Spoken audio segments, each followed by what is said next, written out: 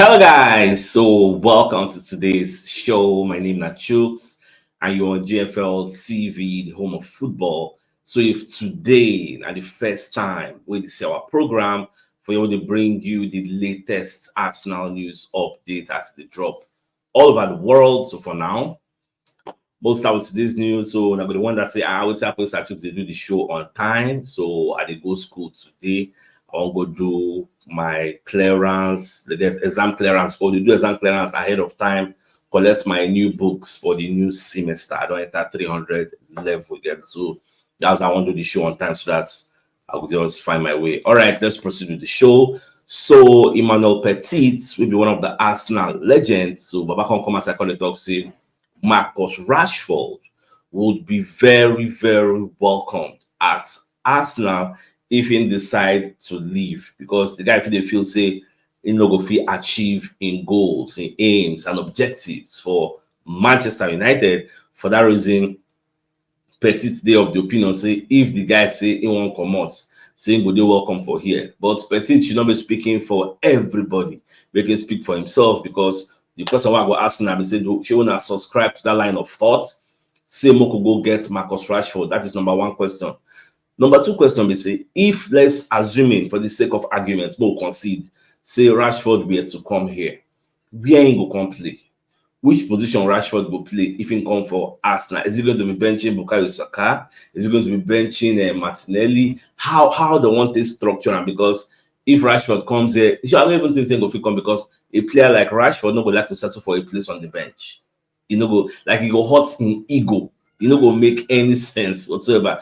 Even though from an Arsenal point of view, it will make sense having two killers in one position. Imagine having a Saka and Rashford, or having a Martinelli and Rashford for the same team. Maybe so one don't come out and that one they enter.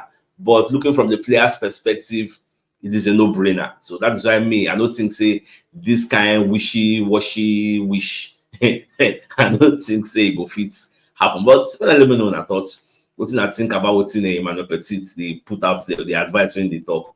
All right, so for those who know they are aware, so Nigeria and South Africa will play today. So I think this is the round of 4. You get, so I believe whoever wins is going to enter the final. This should be the semi-final. So initially they say Osimhen no go play, say let's say the guy get abdominal pain, saying they take medicine, but I see a video where Osimhen one day for training, so it's safe to say Osimhen go there for the match where Nigeria go play against South Africa. Even said, when you know how some different connotations where this match gets. Do you know, say, the Nigerian advisory board, this diaspora, they don't write a letter to Nigerians, an open letter to Nigerians with South Africa. Say if Nigerian women may they not to celebrate. Can you imagine? Say may they not to celebrate because South African fans feel they angry. Start to the bomb Nigerian shop, or start to the fight people or these people. Say make them comport themselves very well. Like, is it not just football? You know, now war? Is it in a battle? Not just football now. In love now. Just say if you win, make you no celebrate again. Like, I don't understand. Like the idea to even put out that statement, it goes against everything where I hold. Like, I don't just understand them. So why they will focus on Nigeria? So more no celebrate. Why they not talk to the South African counterparts? Because normal Nigeria and South Africa, they get this rivalry between the two of them. But I'm not just understand. Well, we'll just see how the match will go, because I believe saying at the final before the final be this. Anybody will win this one, will win the AFCON. Now, the me, I just believe say this is the final before the final, and it will be very, very tough, because both Nigerian keeper and South African keeper, two of them that don't keep the most clean sheets for this competition. So it will be somehow tough. So well, we'll just see how everything will unfold today. So let's just keep our fingers crossed. Now, Dwight York will be one of the football pundits out there. So himself can come as I call it, say sometimes say Arsenal fans, they wary of what they wish for. So if Arsenal wants sign player, I know they're too concerned about the player age. You get, because sometimes no be age you go to look. Now the player, what is he bringing to the table? Come talk say, look at this Jorginho now. They play for Arsenal. They remember when they want sign Jorginho, people were complaining that this Jorginho is old, this is that. But look at the match against Liverpool now, and these same fans, and then they sing the praises of this Jorginho. A player, they say the last time he started for Arsenal was like November. Yet he still came in, slotted in, became fit for purpose, did very well, won the man of the match. It takes it easy, you get, because there were so many people who say the FEB give like Martinelli. Martinelli had a field day, but somebody like Jojo still won the man of the match. What is he saying? Moving forward, if Arsenal wants to sign player, don't be solely concerned. It's the age of the player should be one of the components that you should look at, but it should not be the primary thing where you're going to look, say, you don't reach 29 years, no, no, beside that person, no, I don't hold, we don't hold. Just like somebody talk for Ivan Tony and I say, that's 28 years, I don't, you know. So I know they solely focus on the player's age. And I see what Baba talk. For me, I don't think is what he's saying is bad. I think he's making points, because if we check before, our recruitment policy in the past would usually look at a certain age brackets.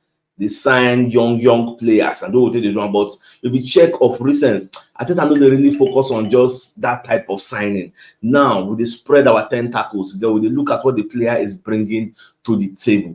That's what they look at. So not necessarily have to be very, very young, because they need to be a balance. You can't have everybody in the first level as young players now. So you need to maintain a balance of experience and youth. So everything will come there very, very well. So they will complement each other. So now, so it's supposed to be. So me, I don't get any problem with him about the talk. So now, let me know your thoughts in the comment section, whether I agree with what's in the talk, or probably maybe I disagree with what's in the talk. All right, so moving on. So Martinelli self come as I talk about the match we play against Liverpool. So you can say normal. Say him personally, anytime we play this Liverpool, saying they do well. The normal. And what make they do well, you get, it is because Liverpool don't play gang up football. Liverpool, they play attack me, I attack you, end-to-end stuff. And when that happens, there will be a lot of spaces for players to exploit. Fast players, rapid players like Martinelli and Bukayo Saka will get enough space. They will spread their wings, get. So, and when you watch enter with the play against Liverpool, there's always this battle between Trent Alexander-Arnold and Martinelli. And Trent, that person will say he loves to bomb forward. And if you don't go forward like that, now Ibrahim Konate will come go cover for him. And that one, if now maybe for close space, he can feel maneuver Martinelli. But if space is going to Martinelli can carry ball, say, oh yeah, let's go. He doesn't stand the chance. If you watch that Liverpool match, after they don't solve Martinelli, I think they come outside. Even club guys go give him a fist bump. Say, this boy. Because club don't talk once upon a time, say Martinelli is the talent of the century. He holds Martinelli in high esteem. You get, and funny enough, how much you even buy Martinelli from Ituano? I think about 5-something million pounds. You get, and see how he's displaying for us. Third tier league, Ituano. That's what it just be. Who go shine, go shine. You get, so nobody buy all this thing. So let's just proceed. So all right. So Ian Wright also, on the other hand, come as I say whether they ask him who go win the league based on say it don't be 3-horse race now. So when I get confidence, say maybe Arsenal will actually win the league. I've been a Man City will win the league. I've been a Liverpool will win the league. So Baba one day of the opinion say, making no lie. If you say making talk from in heart, you guess. So he go tell you na talk say na Arsenal go winner.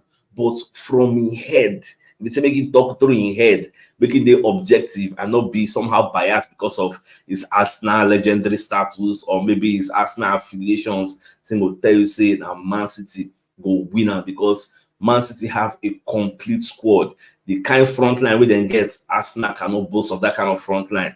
Arsenal and does that unity, you get that camaraderie. Now they really push us, because look at the kind of firepower we Man City get. Look at the kind of fire, like on paper, look at the kind of firepower we Man City gets, we Liverpool gets. But that does not mean say when it comes to the field of play, Arsenal no go toe to toe with all this people. So in total, now Man City in field say go winner. But if you say making talk from your heart, it will like make Arsenal winner, because why? He don't pay. He don't almost reach like 20 years. The last time we Arsenal win this kind of competitions. So now on the other hand, so people like Sean Wright Phillips, you get, on the other hand, Sean Wright Phillips come out whether they ask them about Champions League, the league, Arsenal, who will win the league. So you call it all say, you see, Arsenal get a chance to win the league, but here's where the problem lies. See, Champions League, they come now, you get, and with Champions League comes potential injuries, because now we don't enter playing every 3 days. Get, you go play Champions League on Tuesday, then maybe Saturday you go play again, vice versa. So games when they come quick and fast, and when that happens, injury must rear their ugly head. And when you look at squad depth, Man City have a better squad depth, Liverpool have a better squad depth than Arsenal. If Saka get injury now, Arsenal is finished. If Saliba get injury now, Arsenal is semi-finished. So, but if maybe Kevin De Bruyne get injury now, Man City can still manage. If Salah get injury, Liverpool, like the way we will do, we don't get like for like people. Like Liverpool get like 5 attacking people. Man City, imagine they don't complete. Doku they bench, Grealish they bench. These are they. Say Man City complete, and when you look at what he's saying, there's an atom of truth to it because we naturally, as we did now, we don't complete. Imagine as Man City completes. Liverpool completes, gets we now. Partey is out, Simba is out. Imagine say those ones can't get a full complete 25-man squad. They are at register for the beginning of the season. But that's a decent squad. So I don't think we'll be complaining if anybody miss. I don't have put another person get because Timber and Tomiyasu alone are like 4 players in one. So I think what Sean Wright Phillips is saying, it actually has a point. See, if Arsenal no gets injury, they stand a chance. They can go the entire way. Because how many matches meant for league? Like just 15 matches now. So you don't be like say it plenty again. Out of 38, you don't play 23. Now 15 remain. So before you know now, you don't enter final lap of how things go. Now, still on the same conversation, when they ask right, okay, based on say they use your head now, they talk saying now Man City go win the league. If you want to use your heart, now ask that going now, okay, we'll leave the league.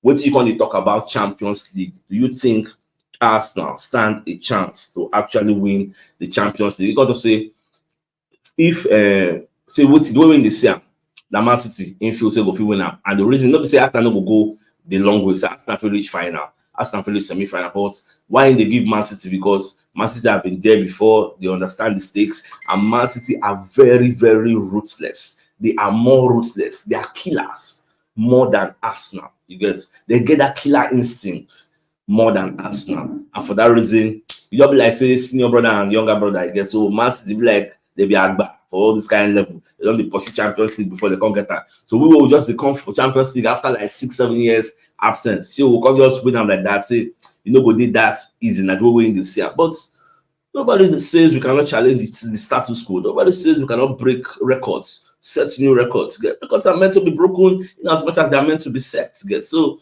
I don't think it would be a bad idea to say, for me personally, I think it's even easier for Arsenal to win the Champions League than to even win the league. Because for the league, everybody's playing everybody. Champions League, you need a bit of luck because with fixtures, they feel not give you senior man. And me personally, apart from Man City, I don't think I get anybody what they fear for that Champions League. And the reason is this: don't be saying at the underrate or that. The reason is because we are Man City, we know ourselves. We they play together for the league. We sabi counter ourselves. But you see others, they don't know me now. They don't know us. We don't know them. So once we meet, they know what they do gang up. But Man City know how to say, we know ourselves now for the league. So it just be like when Atletico Madrid meets Real Madrid, they know themselves. They know how to counter themselves. But if Madrid go meet another person, you know if you understand them the way that they play for the local league.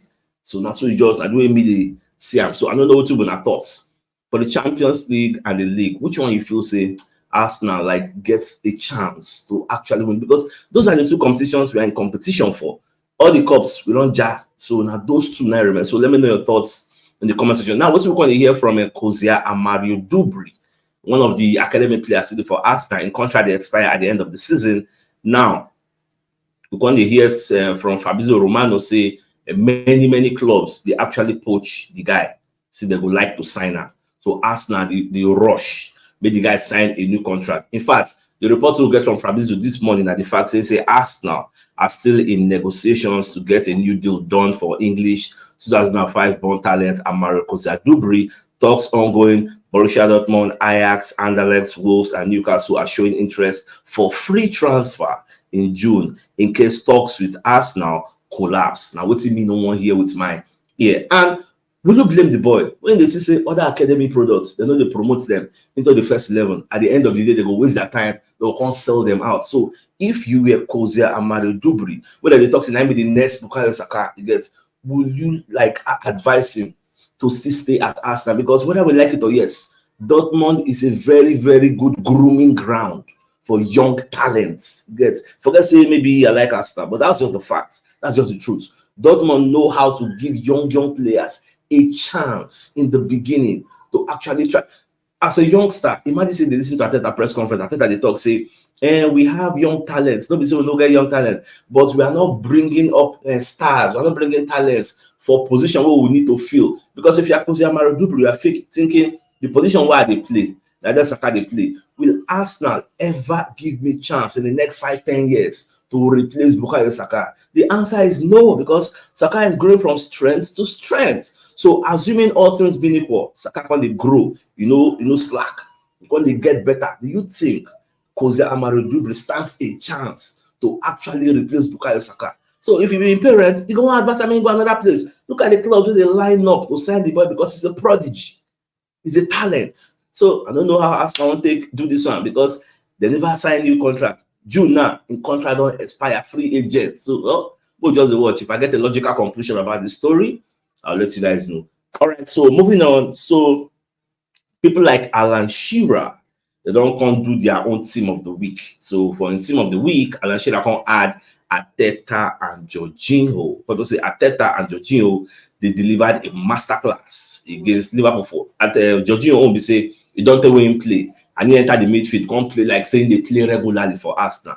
Arteta, on the other hand, is having a very fine February, and for the fact say he outclass Jurgen Klopp with his tactics, he's a modern day tactician. So for that reason, you go put him as the coach of in team of the week. So now what's him pick? So well, I just be very, very happy to say Arteta he gets all the accolades. They are giving him his flowers, showering him with so much encomium. So I just be very happy because he is my manager.